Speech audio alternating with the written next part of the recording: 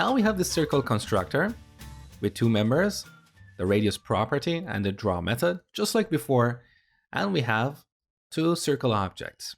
So let's log these objects on the console.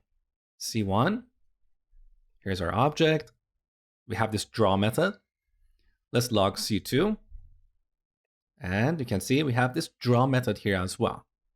So with the current implementation, if we have, let's say, 1,000 circle objects in the memory, we're going to have 1,000 copies of the draw method. Now, this is a very simplified example. In a real-world application, your objects might have several methods. So if you want to have a large number of these objects in the memory, you're going to waste a lot of memories by keeping copies of all these methods. So what's the solution? Well, you know how prototypical inheritance works. When we access a property or a method on an object, JavaScript engine first looks at the object itself. If it can't find that property or method, it will look at the prototype of that object. So now we can take this draw method out of the circle object and put it in its prototype. We're going to have a single instance of this prototype in the memory, which we call circle base. So we're going to have a single instance of the draw method. So how do we do that? Well, in the last lecture, you learned that every constructor has a prototype property. So circle.prototype. And this is exactly the same as the prototype of our circle objects. So for C1, let's say if we access the proto property, which we shouldn't because it's deprecated, but essentially these two properties are referencing the same object in memory. That's the circle base. So using circle.prototype, we can quickly and safely access this object. So you know that JavaScript objects are dynamic, so we can always add something to them later. So we can add the draw method here and simply move the implementation right here. And with that, we no longer need the draw method on the object instance itself. Save. So now let's log our circles one more time. C1. This object only has a radius property. The draw method is on the prototype, the circle base object, right? And the same is true for C2. Again, we don't have the draw method, it's on the prototype. Now, because of the prototypical inheritance, we can still access it. So we can call c1.draw and everything works. So essentially we have two kinds of properties and methods in JavaScript. We have instance properties and methods. Let's call them instance members and prototype members. Now let's take this to the next level. So you know that every object has this toString method. So c1.toString, by default, it returns this string here.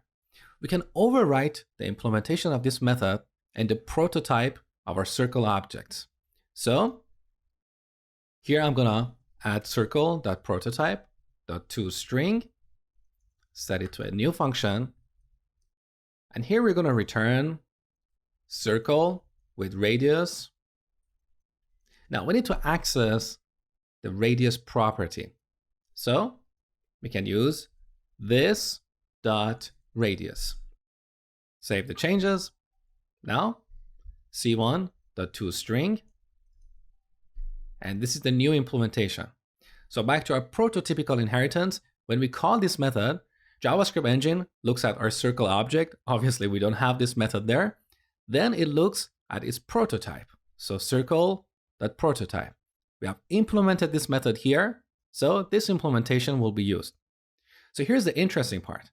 Even though we have another implementation of the toString method on object base, but this implementation will be used because this is more accessible. So this is all about instance versus prototype members. And by the way, remember that in both these kind of members, you can reference other members.